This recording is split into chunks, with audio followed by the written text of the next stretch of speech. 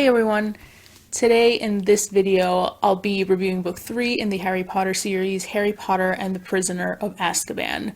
There will be spoilers in this review. I will be talking about all the things that I think are great and all of the things that I think are not so great, anything in between. Just a warning, there will be spoilers.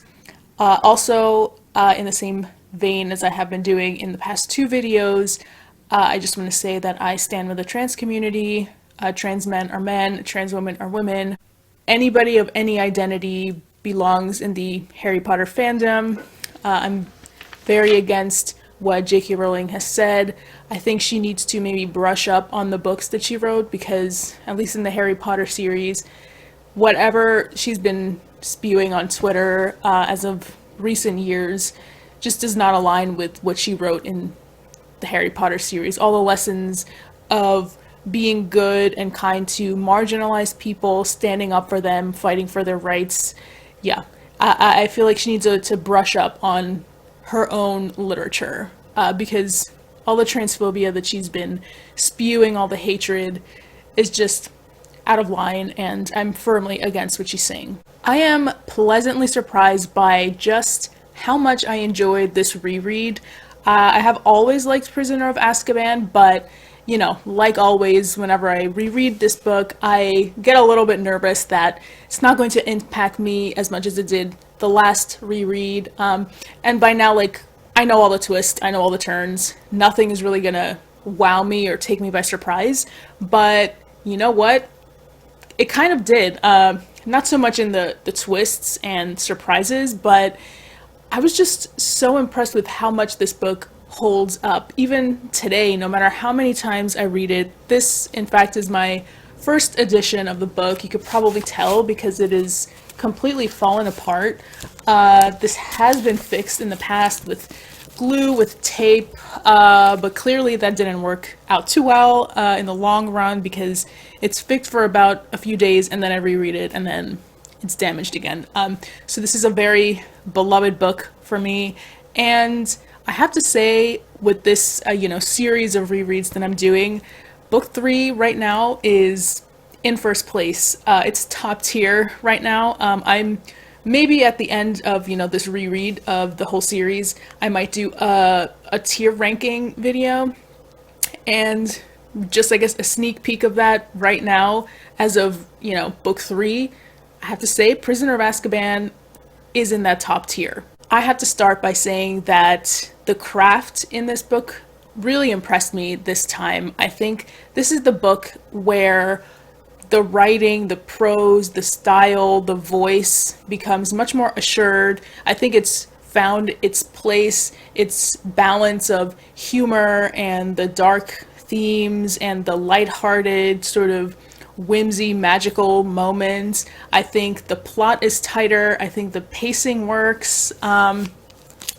It seems like maybe the most outlined and well executed novel, again, thus far in the series. Not to say that books 1 and 2 were like disasters, but this one just, it stands out as the most disciplined. This whole book has this like forward momentum in terms of pacing. You don't really get that much of a break in between things. You have the Quidditch matches, you have the series of twists at the very end, and then when you think it's over, then you have another twist with Hermione's time turner. It's just so much of an improvement from Chamber of Secrets and Sorcerer's Stone. I think this is the most maybe finessed writing style that we've had thus far, and it's a pleasure to read. The humor in particular, all the jokes land. I think in the other two books so far, they're cute jokes. They're maybe not like laugh out loud for me, at least, but this one, hands down, is laugh out loud funny. Harry's sassiness is at its peak.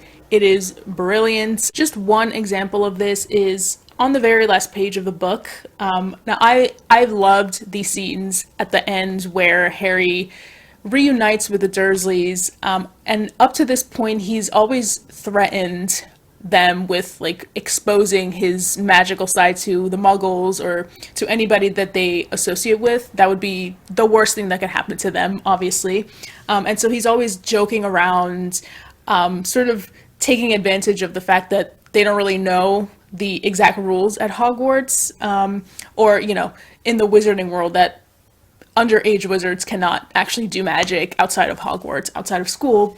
And so he's always taunted them with this. But this one, in Prisoner of Azkaban, I think is the best so far. It's so funny. So again, he meets them at the platform, and this is just after he's received the letter from Sirius. He lets this slip in front of the Dursleys, and Vernon says, like, "You don't have a godfather. What are you talking about, Harry?" And so Harry responds with, "Yes, I have. He was my mom and dad's best friend. He's a convicted murderer, but he's broken out of wizard prison, and he's on the run. He likes to keep in touch with me, though. Keep up with my news, check if I'm happy." And then, you know, it says he grins broadly and looks at the look of horror on Uncle Vernon's face. It's kind of twisted, but hilarious. Another character who's quite sassy in this book is Professor McGonagall. And any scene with Professor Trelawney, pretty much, she just can't stand Trelawney. She, like Hermione, thinks that divination is a waste of time. Trelawney is, you know, maybe not the sharpest tool, and it's kind of in another world in her mind. No one really trusts her expertise.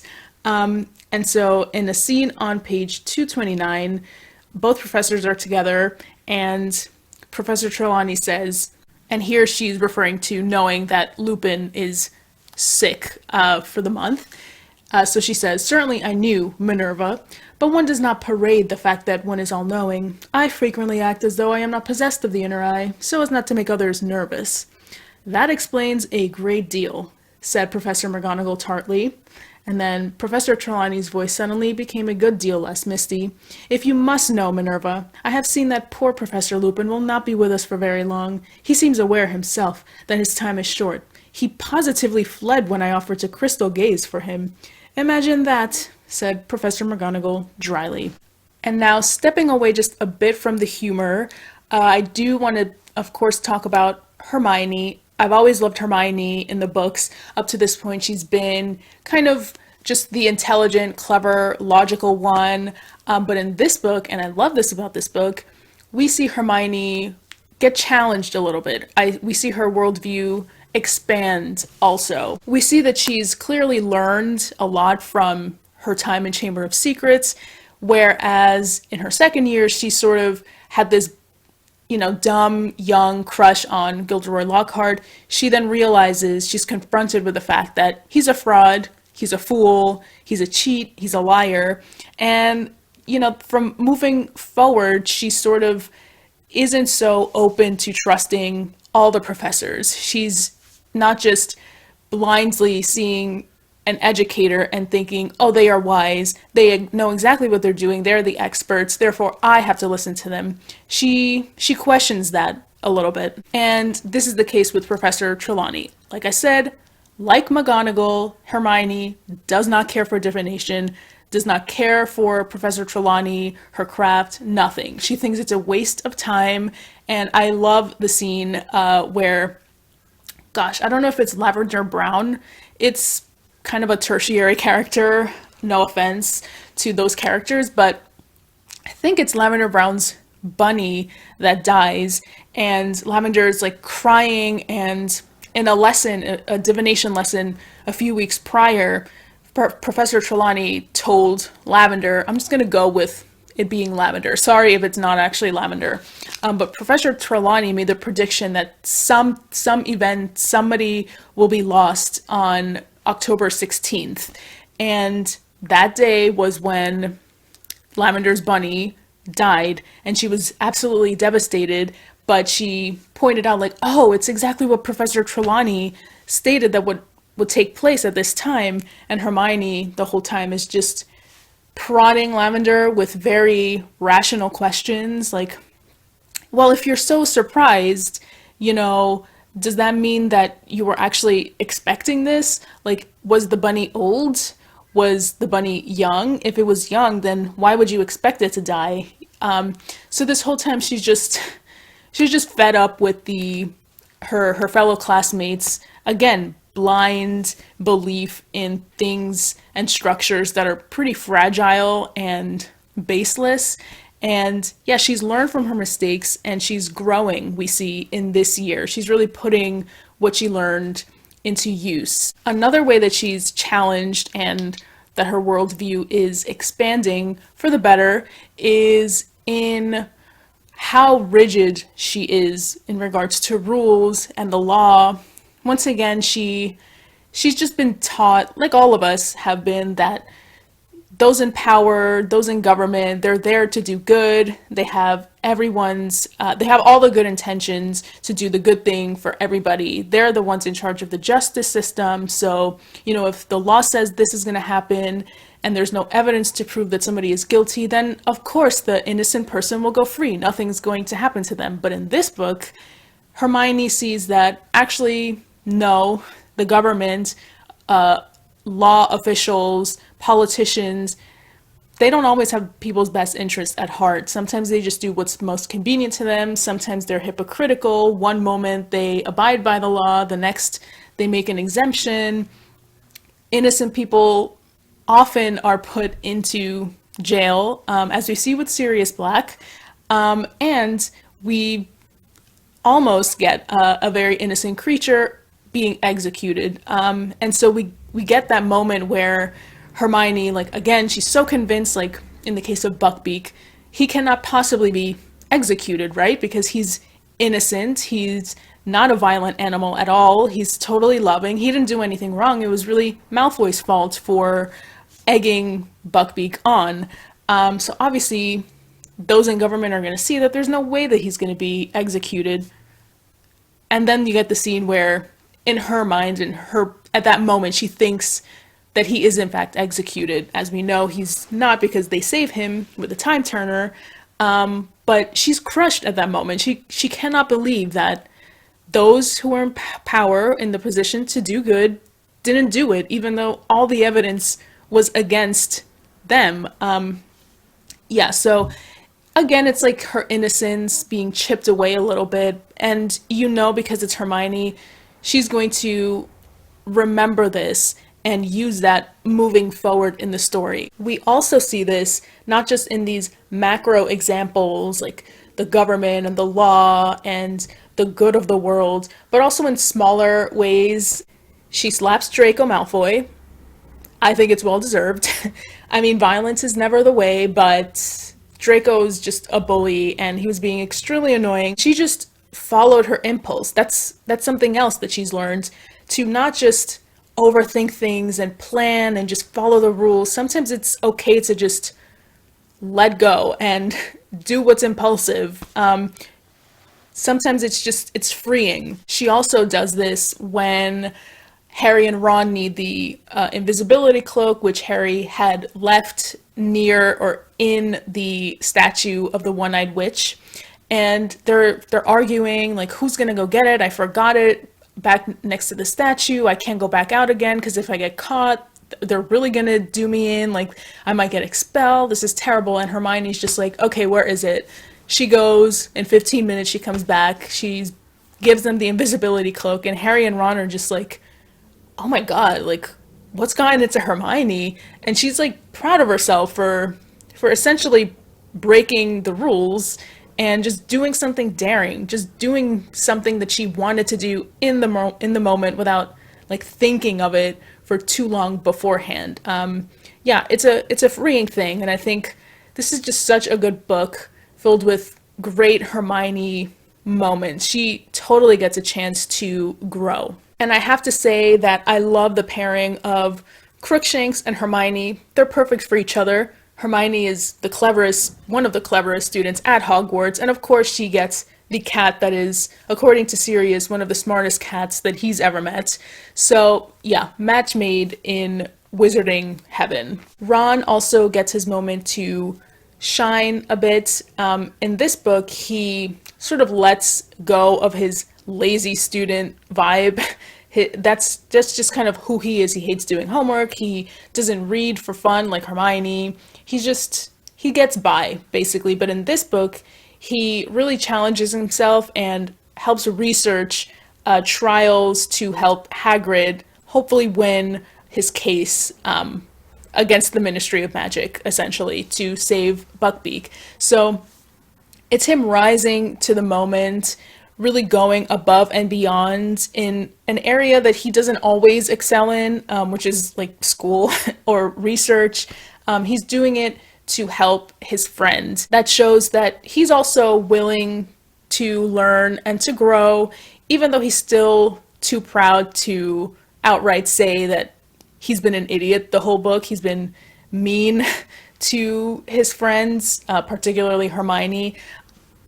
Nonetheless, he still sort of grows just a little bit. I think this book does an incredible job of letting Harry confront his emotions. I love the scene with Harry and Lupin where Harry is asking Lupin, why do the Dementors seem to only affect me so severely? I'm the one who's fainting all the time. Other people, yeah, they feel sad, maybe they feel down when a Dementor is around, but I'm the one who passes out. I'm the one who hears my mom screaming right before she was killed. And I love that Lupin basically tells him that, you know what? Yeah, they do affect you more than other people because you've gone through more than other people at, the age of 13.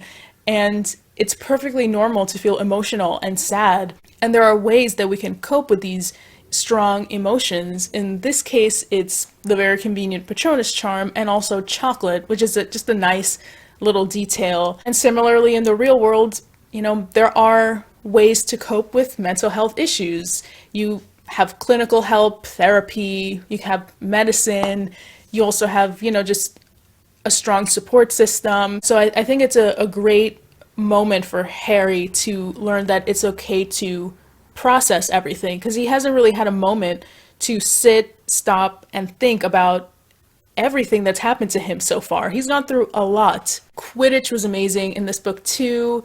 I quite liked that the Gryffindor team in the first match lost. It shows Harry and everybody else really that sometimes you lose, sometimes you do not get what you want, even if you practice. I think we teach, too many people to romanticize striving for one's dreams. Sometimes it's good to strive for one's dreams, but sometimes no matter how much you work at them, you may not actually achieve them. Now, with that being said, that was only the first match in Quidditch that Gryffindor lost. They ended up winning the Quidditch Cup at the end of the year. But still, it's a moment for Harry to realize that, yeah, you wanted to win, you didn't. Now, learn to deal with a minor loss, move forward. It's part of what everyone has to go through as they mature. And aside from that, I just thought the Quidditch matches were so fun to read. Once again, I had the Jim Dale narration as I was physically reading. Just an excellent choice. Highly recommend. And yeah, the Quidditch matches in particular with Lee Jordan, they're so exhilarating. They're so much fun. And yeah, I like that we got just a bit more time with Quidditch in this book. Poor Oliver Wood. I mean, I thought it was really funny, kind of sad, but funny. The scene where they've just lost that first match, and this is his last year at Hogwarts. He is desperate for Gryffindor to win the House Cup, not the House Cup, the Quidditch Cup. And, they've had a series of unfortunate events happen in the past 2 years where it was called off, etc. And he just needs this cup. He thinks the team is the best it could ever be. It's impossible that they haven't won yet. And then they lose that first match, and he goes to the showers, and he stays in the showers, and Fred and George, are like, well, yeah, he's still there. We think he's trying to drown himself because he won't come out. I cracked up. It kind of reminds me, I don't know if anyone's seen Ted Lasso season 2, I guess spoiler, but yeah, it reminded me of when Dani Rojas in season 2, kills the Richmond team mascot, and he's devastated, and he too like just goes to the showers and stays there for a really long time. And Ted Lasso and the coaches are like, what do we do? Like, he won't move, like he's just under the water. And yeah, this is not a Ted Lasso review, so but anyway, just reminded me of that. In this book, we continue this quest to contextualize a lot of the characters. Last time in Chamber of Secrets, I pointed out how the book really focuses on making the villains a little bit more three-dimensional, and here we kind of have the opposite, where the characters that, at least for Harry, were once these saints, these like heroes to him, this perfect lionized image of those people just fade a little bit because he learns more about who they really were from the people who knew them. To be more specific, James Potter, his father, like I said, he to Harry is a hero because he sacrificed his life to save Harry, as did Lily Potter. And so Harry just, they're perfect to him. They're nice people. They're exactly who he wishes to be. He wants to learn more about them. He thinks that James Potter is really cool. Everyone's always saying that he looks so much like him. But in this book, we kind of see that James Potter was kind of an arrogant bully, especially to Snape. So we do see a little bit more as to why Snape might be mean, even though upon reread, like, I'm just not vibing with Snape at all, no matter how much he is contextualized. He's just mean. I get having a grudge, I get being hurt and how that could linger with you, but talk about like not processing your emotions. This man is, I forget how old, but he is too old to be this mean to kids, just because like people when he was young were mean to him.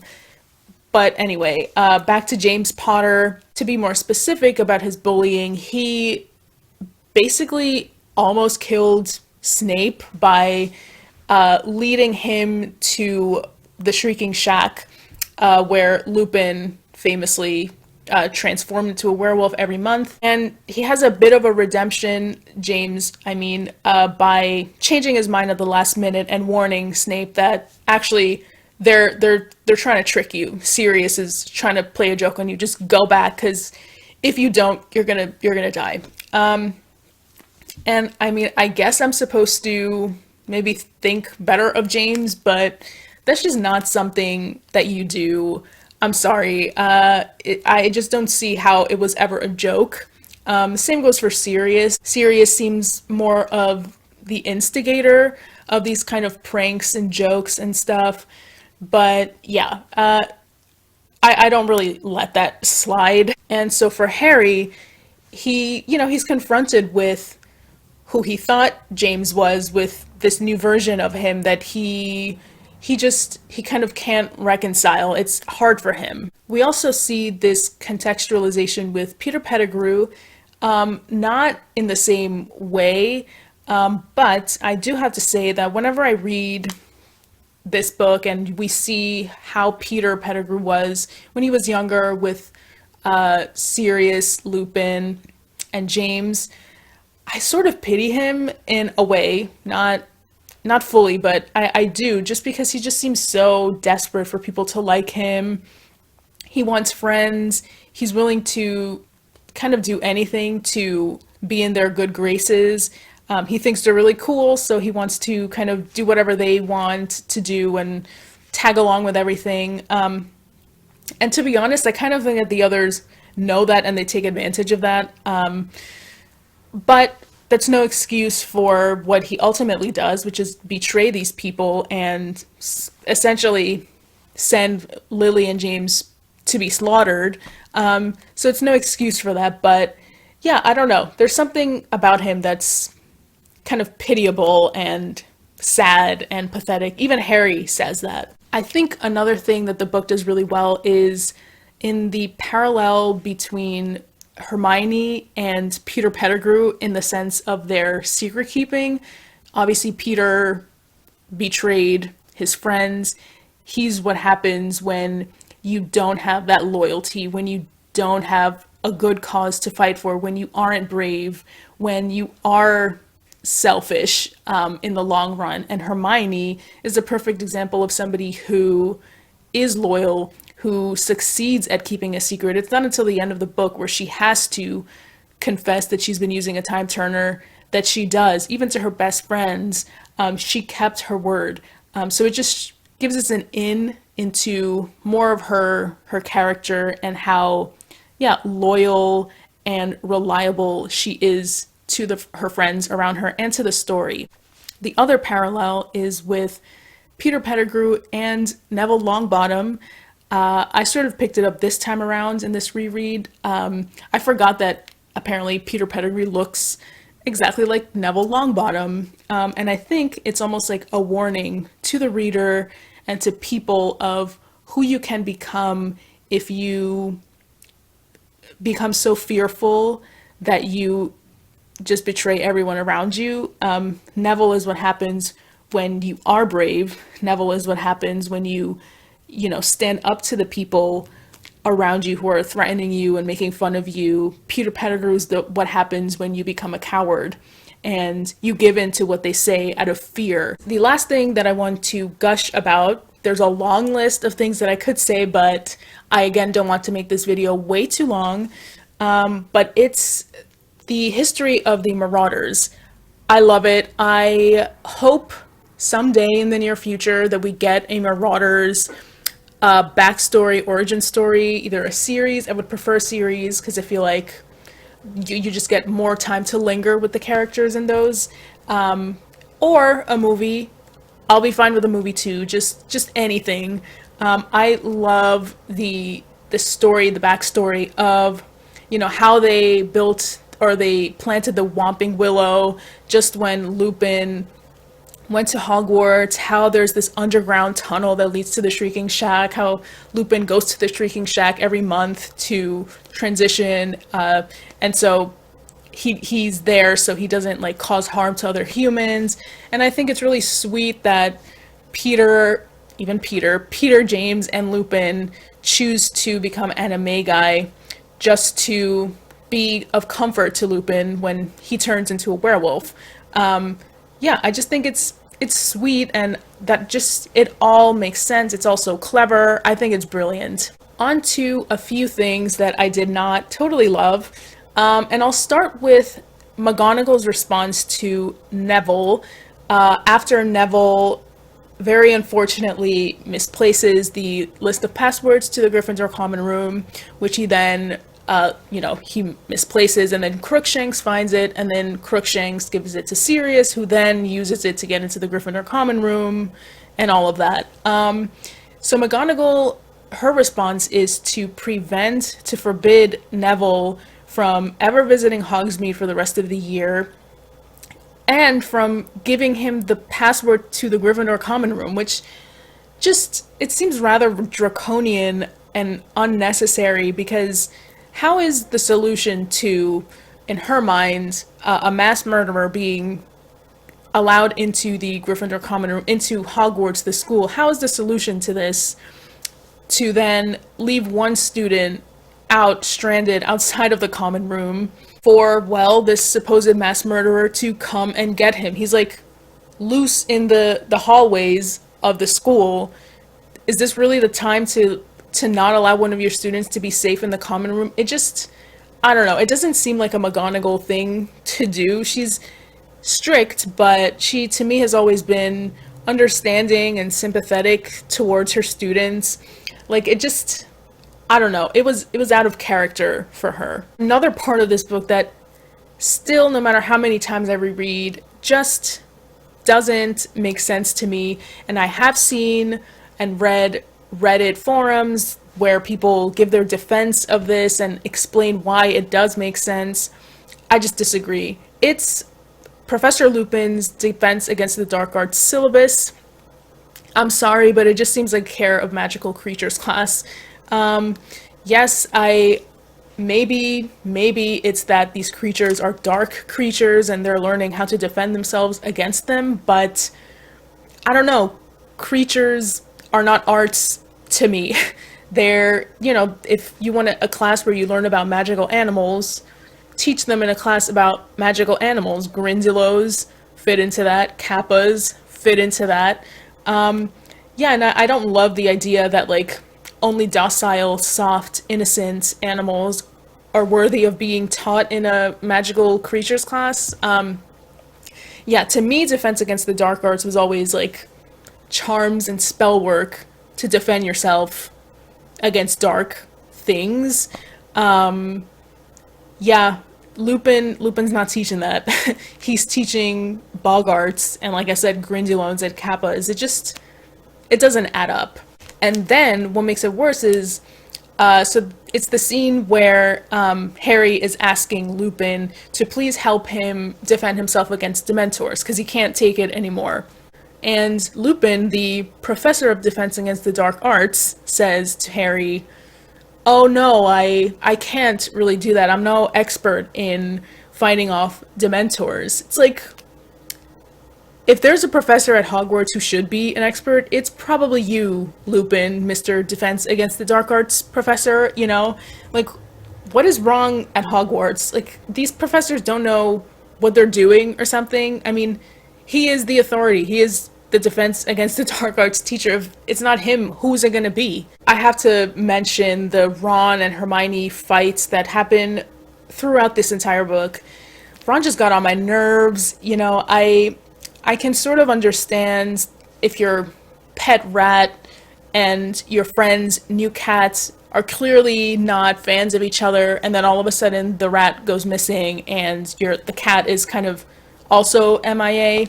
You might suspect that the cat is responsible for your rat's disappearance, but Ron's stubbornness this whole time, and again his inability to just apologize in a straightforward fashion and just bottle up his emotions because he's too proud to apologize. He was mean to Hermione the whole time, and I hated the moment right after Gryffindor wins the Quidditch Cup, and everybody's celebrating in the common room, and Hermione's there. She's kind of nervous because she knows that if she's, I guess, too happy, Ron's gonna have something to say, and then he does have something to say, and she runs off crying, and even Harry's like, "Ron, just give it up, dude, like, enough." She's just trying to be nice.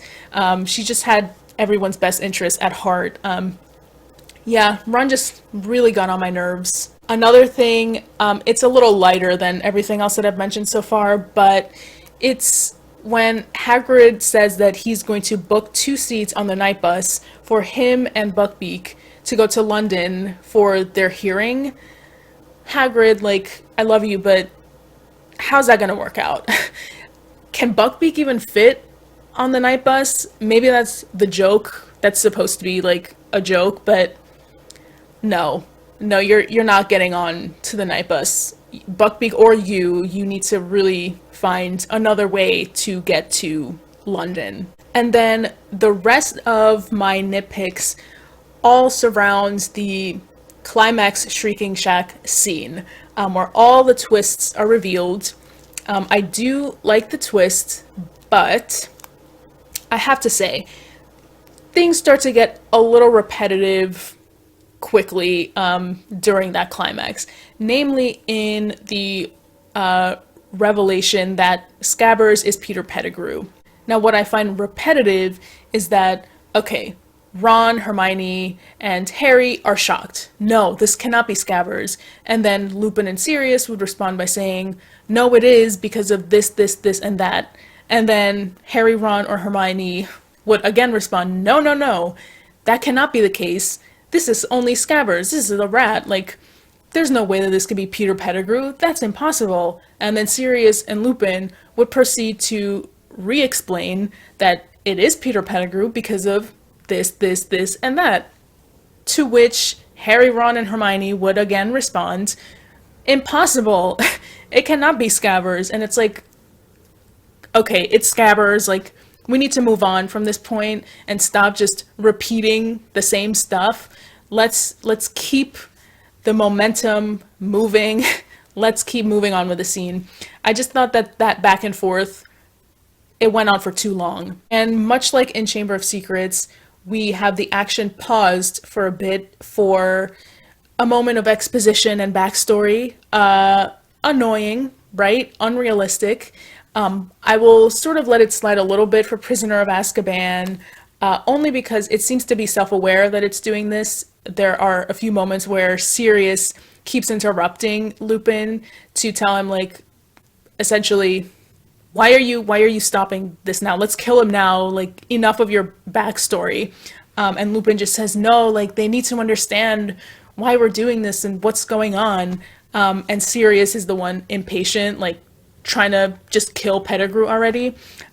So, it's self-aware that it is stalling big time. It's still pretty annoying, though.